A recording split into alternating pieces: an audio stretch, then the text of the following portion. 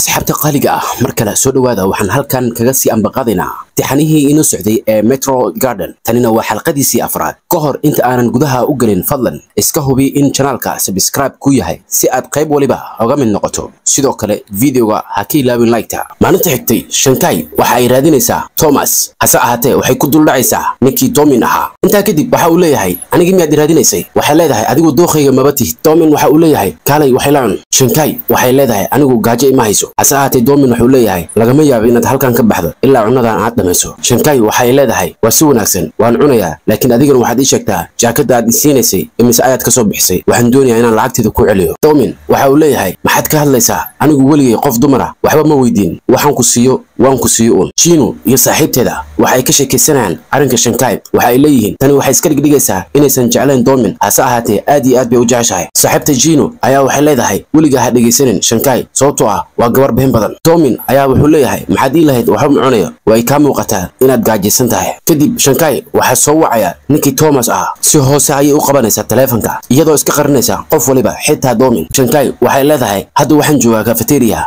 waan kugu soo socdaa ee isug wax yar kadib waxay ku qaylinaysaa halkan ha imaanin aniga ayaa ku imaanayo Domin ayaa wuxuu leeyahay yaa ku soo wacaya ma gabarba mise waa wiil Shankai ayaa ugu jawaabaysa adiga maxaa ka galay cidda isoo wacaysa kadib ay baxaysaa Shankai waxayna la kulmaysaa ninkii Thomas ahaa Shankai waxay garabka ka soo qabanaysaa Thomas waxayna la istaagaysaa meel gooni ah Chino iyo saaxiibteeda ayaa ka wada hadlaya waxa ay sameynayso Shankai waxay leeyihiin xalay waxay la joogtay Thomas daqiiqado ka horna waxay wax la cunaysay ninkii Domin ahaa dhinaca kale Shankai Thomas waxay ku leedahay halkan maxaad ka soo doontay wuxuu leeyahay adiga ay soo wacay waxna imaadan sheegin saas darteed waxaan dareemayay inaad wax muhiim igala hadli doonto Shankai waxay weydiinaysaa xalay wax khaldan miyaad igu samaysay Thomas ayaa ku jawaabaya dabcan maya anigu wax khaldan kuguma sameyn xalay sababtoo ah adigu waad cabtay kadibna aad ayaad u matagtay waxaana ku qasbanaaday inaan hagaajiyo oo nadiifiyo meelihii aad halaysay sidaas ayaana hotelka ku geeyay maadaama aanan garanaynin gurigaaga Shankai markii inta ay maqashay waxay bilowday inay isdajiso waxay leedahay waan baxayaa Thomas ayaa gacanta ka qabanaya waxa uu leeyahay xalay waxaad ku seexatay garabkayga waxaadna ii sheegtay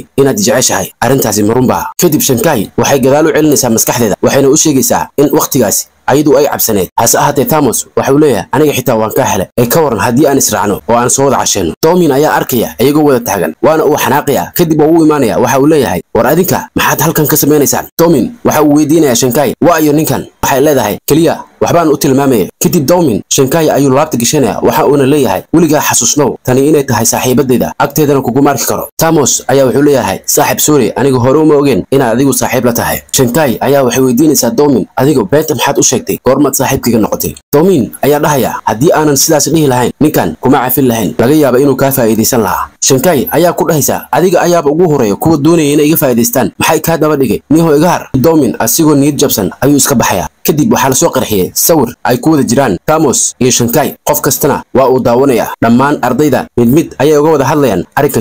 Shankai waa ay murugaysan tahay Chino ayaa u imaanaysa Shankai waxay leedahay waan aragnaa xalay inaad la seexatay ninkii Thomas ahaa hase ahaatee Shankai ayaa ku jawaabaysa annagoo dhan halkaas waana joognay ee beenta iga daa Chen oo xanaaqsan ayaa dhahaya waxaan u malaynayaa inay wax khaldan jiraan waxa uu leeyahay waxaan ka doonayaa inaad ii sharaxdo siday wax u dhaceen Shankai waa iska tegaysaa iyadoo aanan wax kalmada oran waxayna aadaysaa goobtii ay kula kulantay Thomas ee muusikada uu ka garaacay laakiin waa ay ka weynaysaa halka dhanka kale waxa halkan ku dabaalanaya ninkii Domin ahaa asxaabtiis waxay leeyihiin ninka odayga uu xanaaqsiye maanta talo maxaa ku dhacay xubnaha F4 waxay arkayaan sawir ay ku wada jiraan Thomas iyo Shankai arrintaas aad ay uga naxayaan inta kadib Domin waxa uu ka soo baxayaa swimming poolka wuxuuna soo qaadanayaa mobilkiisa inta uusan arkin sawirka laga soo qarxiyay Shankai asxaabtiisa waxay ku dhex tuurayaan barkada biyaha mobilkana biyaha ayuu dhex dhacaya waa uu xanaaqaya waxa uu leeyahay war adinka maxay idinka khaldan ilaa goorma ayaad saan ahaanaysaan war imanka waad weynaatay sidaan maaha inaad u dhaqantaan iyo erayo kala fara badan dhanka kale Shankai ayaa waxay wacaysaa Thomas hase ahaatee kama qabanaya telefonka kadibna cod bay u duubaysaa waxay leedahay maxaad ka wadaa sidan waa adiga soo dhigay sawiradeeda maalinta xigtay Shankai waxay imaanaysaa college-ka waxaana la kulmaya xubnaha F4 waxayna weydiinayaan maxay tahay sawirkan adigii Thomas ee la soo dhigay kadib Shankai waxay ku jawaabaysaa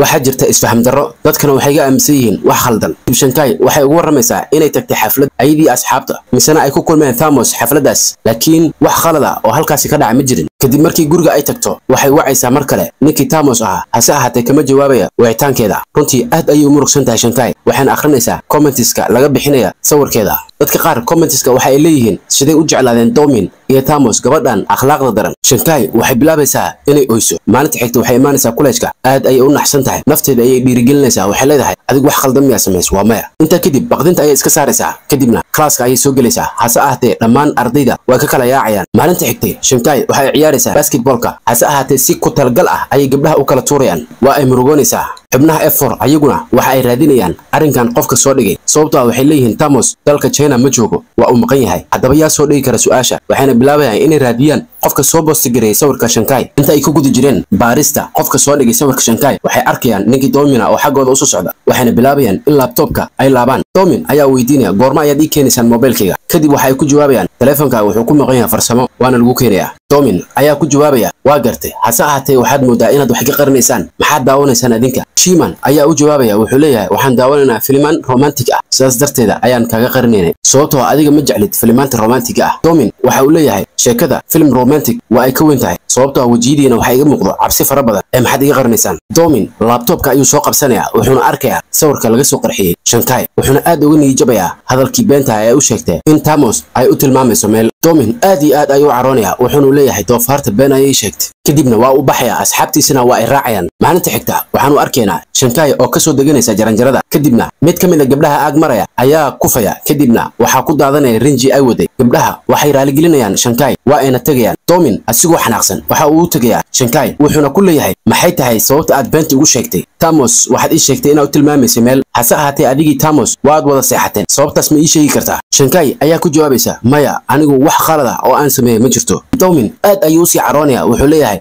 waa maxay sababta aad beenta igu sheegtay? Shankai waxay leedahay anigu waxba igama gelin dadka inay rumaystaan iyo inaysan rumaysanin, laakiin adiga hadda ay rumaysanayso anigu runta ayaan kuu sheegay. ninkaas waxba igalama dhaxee, wax khalad oo aan sameeyayna ma jirto. kadib Domin waa uu ka tegayaa isagoona wax kalmada dhihin. maalinta xigta waxaanu arkaynaa Domin keligiisa oo meel taagan, runtii waa uu murugaysan yahay, wuxuuna cabayaa khamrada midda ugu khatarsan. sidoo kale asxaabtiisa kama agfoga. Shiman waxa uu leeyahay halkan waxaan fadhinaa 3 saacadood, ninkan maxaa ka khaldan? maxaynu sameynaa? Hawzuli ayaa ku jawaabaya waa runta saaxiibkan Domin aad ayuu murugaysan yahay, sababtoo ah Shankai waa uu jecel yahay, hase ahaatee ayaduna waa gabar dhib badan, haddana fadeexa ayay dhexda kaga jirtaa. xubnaha F4 waxay ku qaylinayaan war reedha naga soo saar halkan, waanu daahnay, xaafadeenaan isku aadno iyo ereyo kale oo fara badan. Domin waa uu xanaaqayaa, dhalada qamriga ayuu dhulka ku dhufanayaa. wax yar kadib xubnaha F4 markii ay soo jaleeceen dhanka Domin waa ay weynayaan meeshuu ka baxayba. Domin waxa uu aadayaa maalintii hore meesha uu kula kulmay Shankai, wuxuuna iska fariisanayaa jaranjarada, waxaana imaanaya saaxiibta Shankai Lee ayaa weydiinaysaa Domin, waxay leedahay Domin keliga maxaa halkan ku fariisiyay? waa uu soo kacayaa, wuxuuna bilaabayaa inuu ayada dhunkado, sababta Domin aad ayuu daroogaysan yahay, ma kala garanayo qofka uu dhunkanayo. Lee waa ay kaxeenaysaa, waxayna geenaysaa xaafadeeda. Lee waxaa maskaxdeeda mar walba ku soo laabanaya erayada uu dhahayay Domin ee ahaa Shankai waan ku aaminay, adiga maxaad beenta igu sheegtay? kadib ninkii Domin ahaa waa uu soo nabdaadaya, wuxuu arkayaa inuu joogo guri aan gurigiis ahayn, kadibna wuxuu leeyahay sideen halkan ku imid? Lee ayaa ku dhahaysa xalay adiga si xun baad u daroogaysnayd, aniga ayaa halkan ku keenay. kadib wuxuu isku dayaa inuu baxo, waxayna leedahay please ha bixin, waxaan ku sameeyaa quraac. kadib Lee waxay isku dayaysaa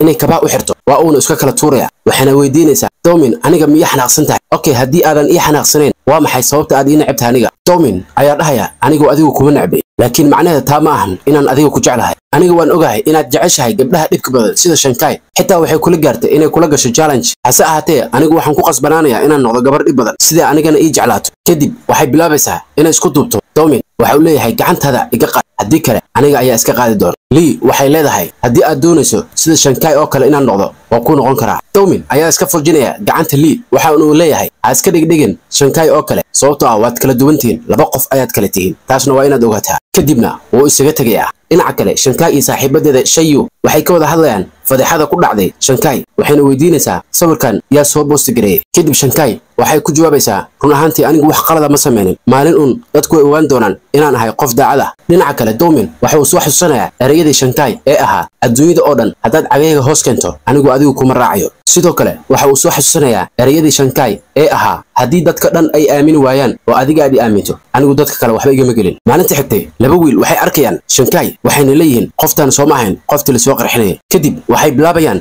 in Shankai xoog ku wataan intii ay ku gudi jireen afduubka Shankai waxa markiiba arkaya ninkii Domin ahaa kadibna waa uu ka daba cararaya ugu dambeyn waxay la tagayaan meel jiq ah oo isla markaasna aan laga arki karin hase ahaatee waxa ku soo gaaraya Domin waxa uu bilaabaya inuu la dagaalamo isla markaasna waa ay kala cararayaan kadib Domin waxa uu leeyahay aad baan ugu xamahay waan ka soo dahay Shankai waxay leedahay waadi aamintay Soomahan inta kadib Domin waa uu xambaaraya waxa uu geenayaa gurigiisa si uu u daaweeyo Shankai ayaa waxa ay ku leedahay adiga wax yar xitaa nin fiican ma noqonaysid miya Domin waxa uu leeyahay adiga maxaa ka qaldan xitaa haddii aan ku daweynayo mandhib ayaad ku qabtaa waxay leedahay waa maxay sababta aad hooyaday u weydiisay meesha aan ka shaqeeyo haddii aan hooyo weydiin lahayn meesha aad ka shaqeyso maanta yaa ku badbaadin lahaa okay please ha u sheegin hooyaday inaan gurigaaga joogay maanta waa ku soo badbaadiyey gurigayga ayaan ku keenay waxaana kuu bilaabay inaan ku daaweeyo welina dood miyaa sii qabtaa adiga qof noocee tahay meeshii la rabay inaad ii mahad celiso buuq iyo qayle iyo dagaal unbaad iga hor keenaysaa mid kale waa iga hubtaa Soomahan in Thomas aysan waxba idin dhaxmarin Shankai waxay leedahay adiga doqon ayaa tahay xitaa anigu ninkaas ma garanayo adigana waxaad i weydiinaysaa waxba idin ma dhaxmarin Soomaha laakiin adigu sidaan oo dhan maxaad ugu xanaaqsan tahay miyaa maseersan tahay Domin waxa uu leeyahay ha waan maseersanahay sababtoo ah adiga ayaan ku jecelahay kadib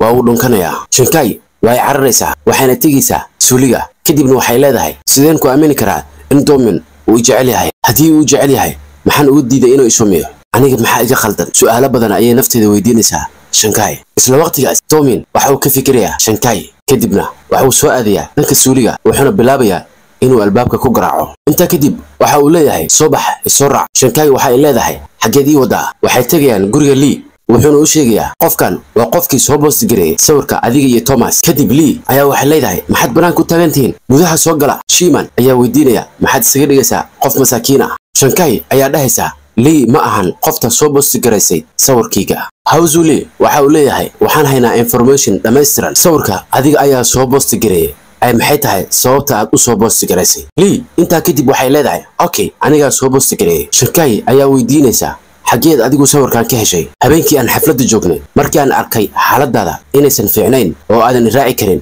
waxaan ku fikiray in Thomas aan kala hadlo si uu mas'uuliyadda u qaado kadib waxaan weydiiyay haddii ay gabadhaasi safe tahay bal sawir iga soo qaad sidaas ayuuna sawirka iigu soo diray inta kadib text message waxa ii soo diray ninkii Thomas ahaa wuxuuna ii soo raaciyay sawirkaaga wuxuuna ii sheegay inaad safe tahay uuna ku geeyo hotel maalinta xigtay Thomas waxaan ka codsaday inuu imaado college-ka isla markaasna uu sameeyo jilin ah in adiga iyo Thomas aad saaxiibo tihiin si Domin uu maseero si ardayda ay kugu arkaan inaad tahay qof xun intaas kadib waxaa idin soo kala dhaxgalay ninkii Domin ahaa asigoo aad u maseersan taasina waa mid aniga aan rabay kadib waxaan soo boosti gareeyay adiga iyo Thomas sawirkiina Shankai waxay leedahay laakiin adigu sidaas maxaa u samaysay aniga adigu waxaan ahayn dad saaxiibo ah Lee waxay leedahay aad baan uga xumahay saaxiibtinimadaada dhankayga way ka dhimatay been ayaad ii sheegtay waxaanaad igu marti qaaday xafladii tanshiid kadibna waxaad igu dhageysatay taleefanka ma garanaysaa dharkii ii xirnay maalinkaas runtii qaali buu ahaa waxaan ka soo bixiyay lacag aad u fara badan lacagtaas waxaan ururinayay 3 bilood habeenkii dhan waxaan hor taagnaa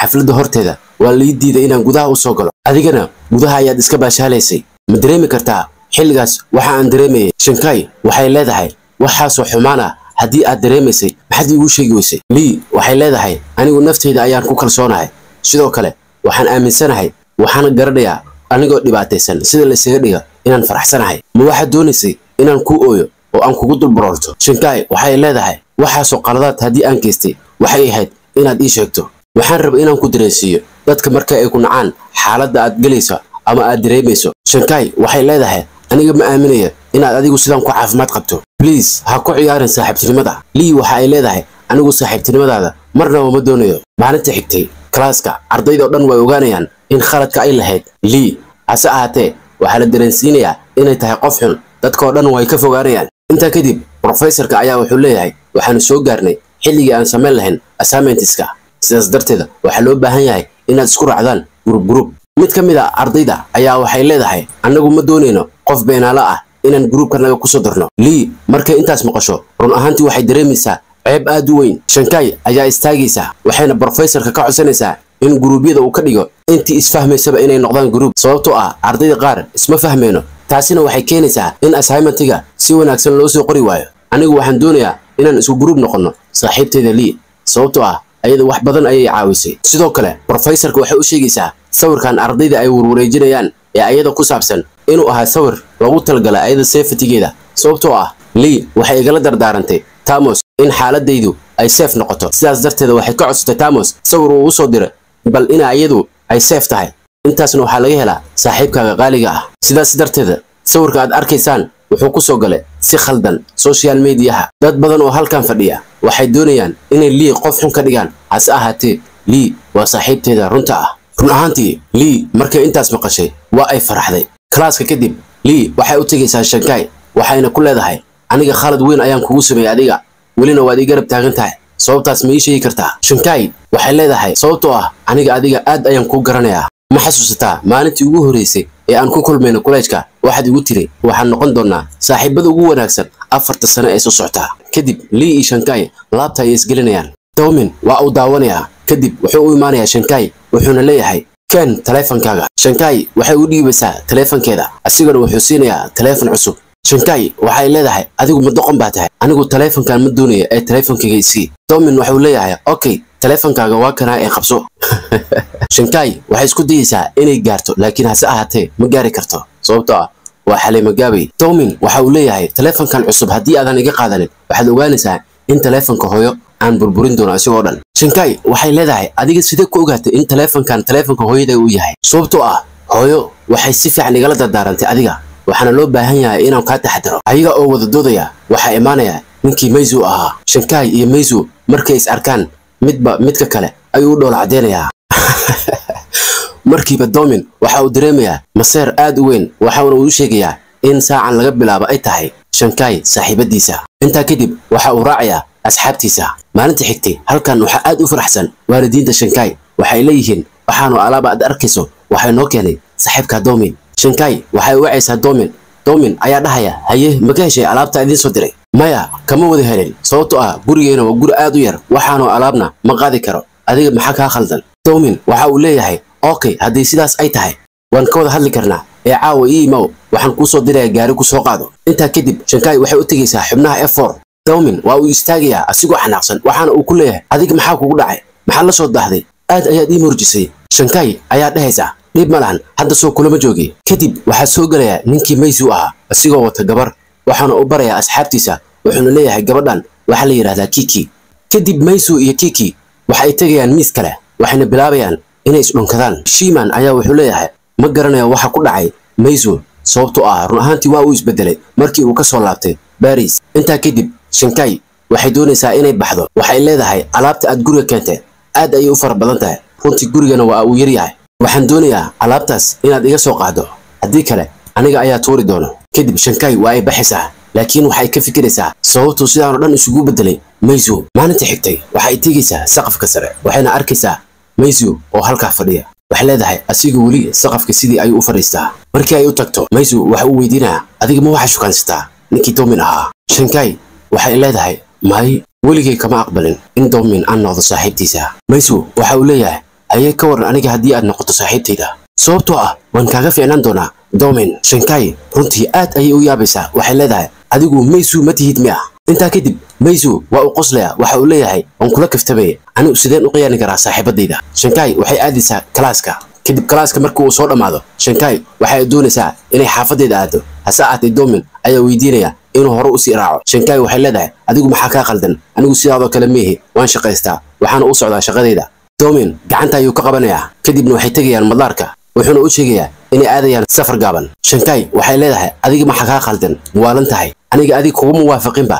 inaan ku raaco sidoo kalena waalidiinteeda lama hadlin iska ka raacaya markaa kadib asigoo qoslaya ayaa wuxuu leeyahay waxba ka baqin hooyii aaba aniga ayaa la hadlay tikidkana waa inoo soo jiray waa israacayaan maalinta xigtay waxa ay tagayaan island Kiki Meizu ayaa wuxuu weydiinayaa Kiki xageen aadna Kiki ayaa waxay dhahaysaa meel kastoo adiga aad tagto aniga waan ku raacayaa Dawmin waxa uu ku leeyahay Shanghai adiga maxaa ka khaldan nin baa la socotaa nin kale ayaad eegaysaa waxaas waa fadeexo sharafteeda hoos ha u dhigin Shanghai oo qoslaysa waxay leedahay haye nacasow mar kale miyaa maseertay kadib waxay tegaysaa olokoonka qolkeeda waxayna daawanaysaa quruxda ay leedahay xeebta Dawmin waxa uu leeyahay haye ma ka heshay qolkan waa qolka ugu qaalisan ee hoteelka adiga dartada ayaan u kireeyay anigii adigaba halkan ayaan deganaanaynaa Shanghai ayaa naxaysa waxay leedahay adiga maxaa ka khaldan anigii adiga sideen hal qol u wada degeena daawadaha sharafta leh fadlan ha ilaawin inaad subscribe saarto channelka sidoo kale wixii faalo ah fadlan inoo gurab qaybta comments-ka mahadsanid